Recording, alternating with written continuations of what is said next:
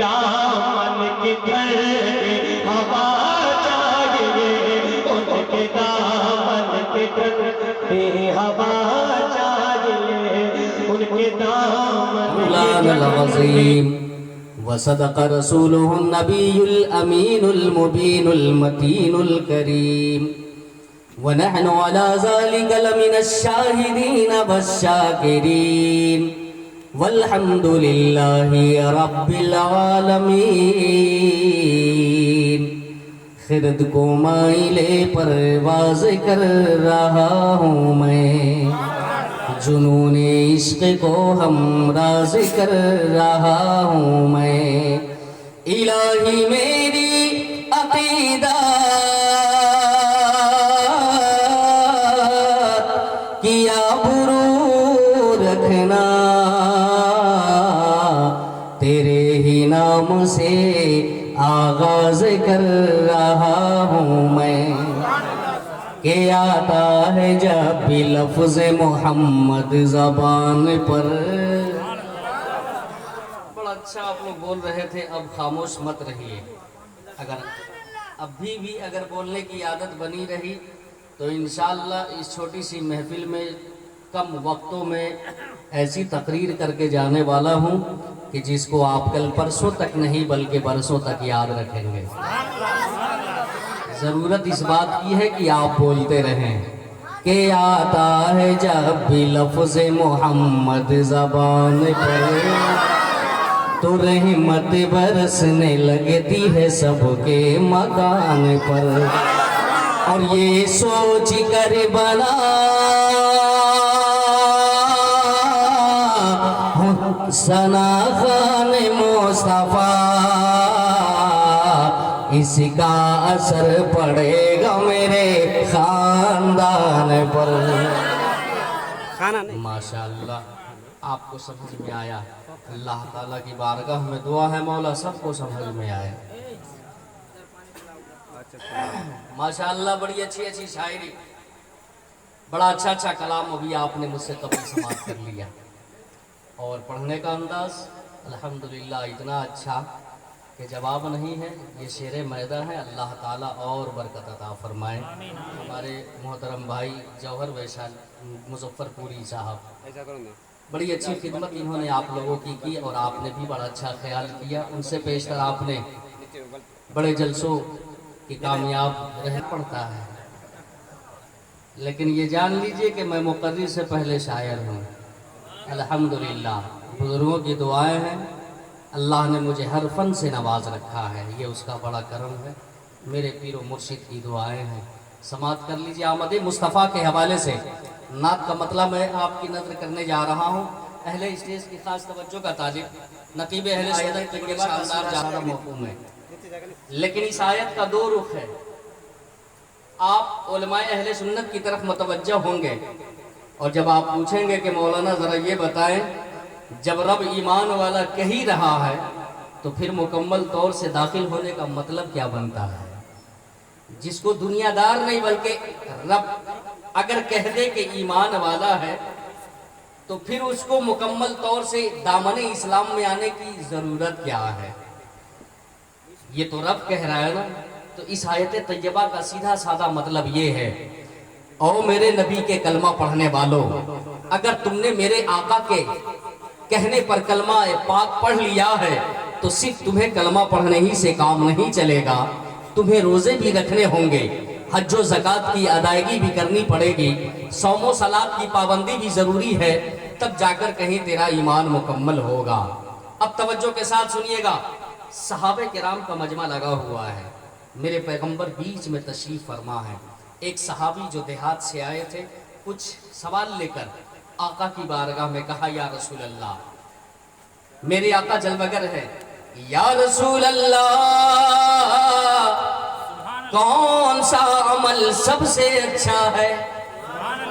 یہ صحابی رسول کا سوال ہے، پیارے آقا کون سا عمل سب سے اچھا ہے؟ میرے آقا نے مسکرا کر فرمایا، تطعم الطعام وتقرأ السلام علی من عرفت ولم تعرف، भूखों को खाना खिलाओ, ये सबसे अच्छा अमल है। भूखों को खाना खिलाओ, ये सबसे अच्छा अमल है। व तकरउस सलाम, और सलाम करो उन्हें भी जिन्हें पहचानो और उन्हें भी जिन्हें ना पहचानो। तो जिन्हें न पहचानो, जरूरी है कि चेहरे से, लिबास से मुसलमान दिखता हो, उसे सलाम करो। हंसी क्यों आई? चेहरा आपका उस तरह नहीं है, इसलिए अपने आप पर मत हंसिए। इस्लामी लिबास को लाइए अपनी ज़िंदगी में। इंशाअल्लाह आप कहीं भी इंतकाल कर जाएं, अगर घर में, ज़रूरी है कि घर ही में आदमी इंतकाल होता है, बाहर में भी हो सकता है, कहीं भी हो सकता है, तो कम से कम लिबास से तो पहचाना जा सके कि आप मुसलमान हैं। तवज्जो के साथ सुनिएगा, मेरे नबी ने फरमाया भूखों को खाना खिलाओ, ये सबसे अच्छा अमल है, और उन्हें भी सलाम करो जिन्हें पहचानो और उन्हें भी जिन्हें ना पहचानो। लेकिन आज हमारे मुआशरे में दो बहुत ही अहम गड़बड़ी है। वो पहली गड़बड़ी ये है जौहर साहब, अगर किसी के दरवाजे पे हम और आप गए, पहले से बातचीत है, मुलाकात है, तो बढ़कर सलाम भी होगा, मुसाफा भी होगा, जरूरत पड़ेगी तो गले भी मिलेंगे। लेकिन बगल में दूसरा मुसलमान भाई भी कुर्सी पे बैठा है, अगर जान पहचान नहीं है तो सलाम तो दूर की बात है, उनकी तरफ देखना भी गवारा नहीं करते हैं।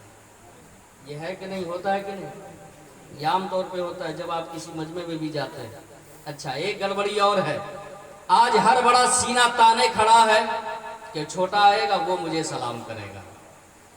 बाप इस इंतजार में कि बेटा आकर सलाम करे, बड़ा भाई इस इंतजार में कि छोटा आएगा वो मुझे सलाम करेगा, अमीर इस इंतजार में कि गरीब आकर सलाम करे।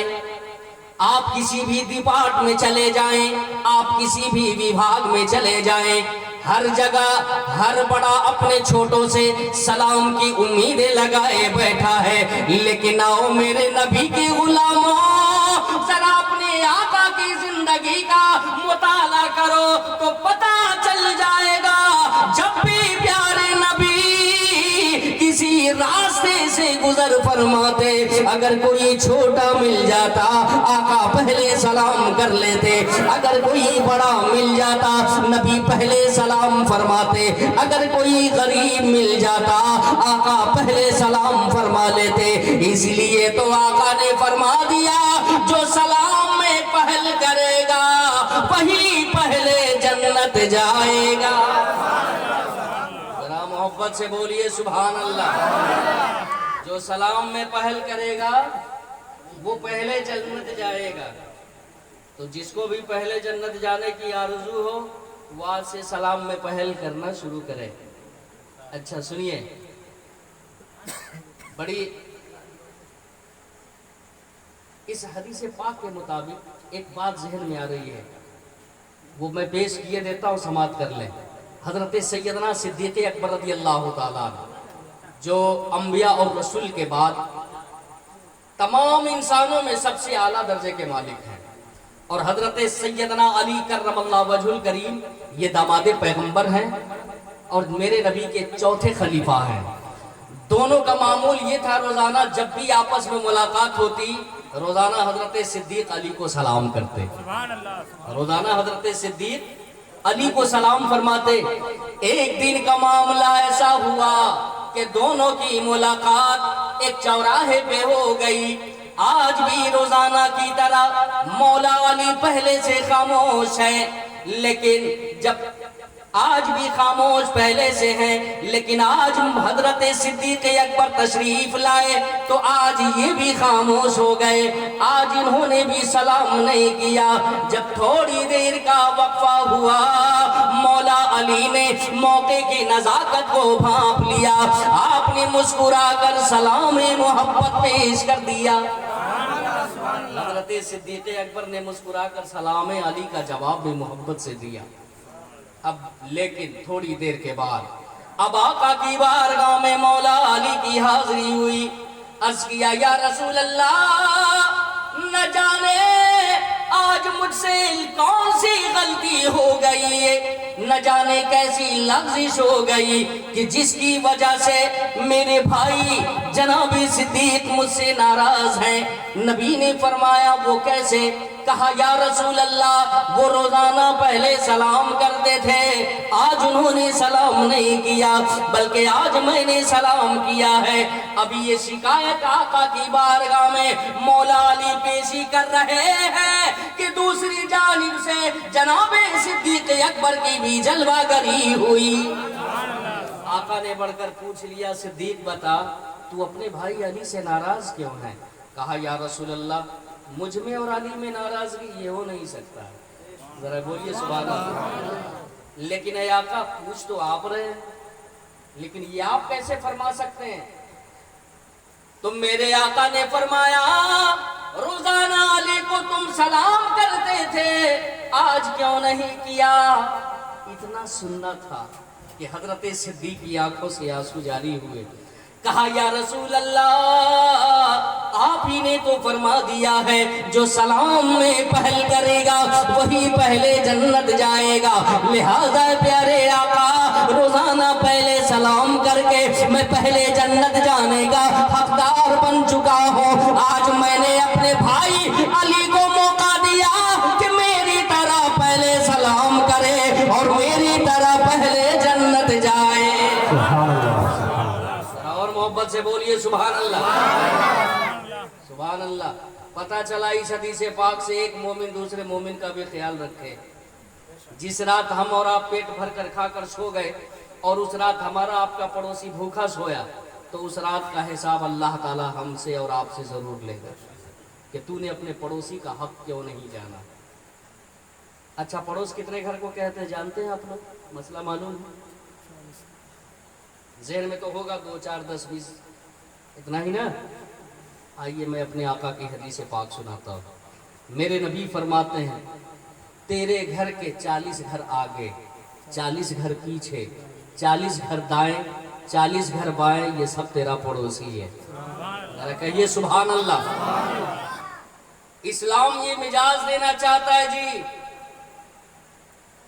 وہ 40 گھر ضروری نہیں کہ مومن ہی کا ہو، وہ غیر مومن بھی صحیح لیکن تیرا پڑوسی ہے۔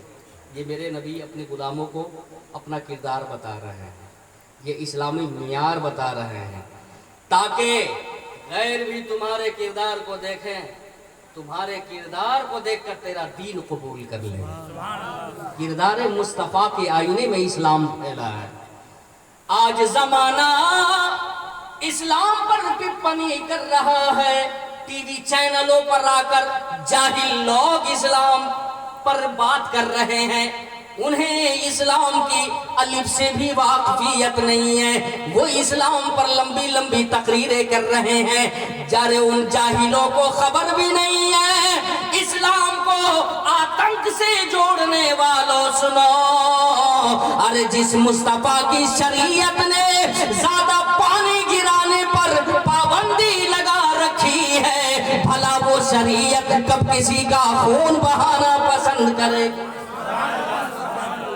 ارے جس شریعت کے قانون نے یہ ثابت کر رکھا ہے کہ راستے میں اگر چلو، اگر شیشے کا ٹکڑا نظر آئے اسے یہ سمجھ کر کسی نے ہٹا دیا کہ دوسرے بھائی کو تکلیف پہنچے گی تو اللہ کی راہ میں صدقہ کرنے کا ثواب دیا جائے گا۔